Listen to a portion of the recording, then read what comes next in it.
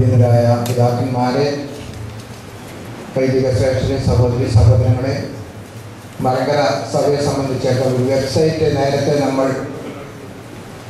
ആരംഭിച്ചിട്ടുണ്ടായിരുന്നു. പക്ഷേ അത് വേണ്ടതുപോലെ വേണ്ടതുപോലെയുള്ള പ്രവർത്തനം അത് അന്നുണ്ടായിരുന്നില്ല. ഇപ്പോൾ കുറേ കൂടെ വികസന രൂപത്തിൽ അത്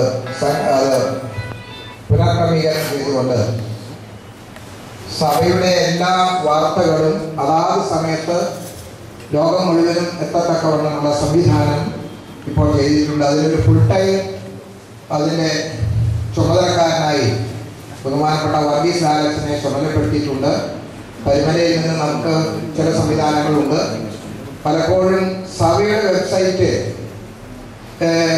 നേക്കാൾ കൂടുതൽ സഭയുടെ നിയന്ത്രണമില്ലാത്ത വെബ്സൈറ്റുകൾക്കാണ് കൂടുതൽ നമ്മുടെ ജനങ്ങൾ ശ്രദ്ധ ചെലുത്തുന്നത്. അതിൻ്റെ കാരണം മറ്റൊന്നുമല്ല, സഭയുടെ വെബ്സൈറ്റ് വേണ്ടതുപോലെ പ്രവർത്തന രഹിതമാകുമ്പോഴാണ് ആ വിധത്തിലുള്ള സംവിധാനങ്ങൾ ഉണ്ടാകുന്നത്. തീർച്ചയായും നിങ്ങൾ സഭയുടെ വെബ്സൈറ്റ് കൂടുതൽ ഉപയോഗിക്കണം, വാർത്തകളിലൂടെ ലഭിക്കണം.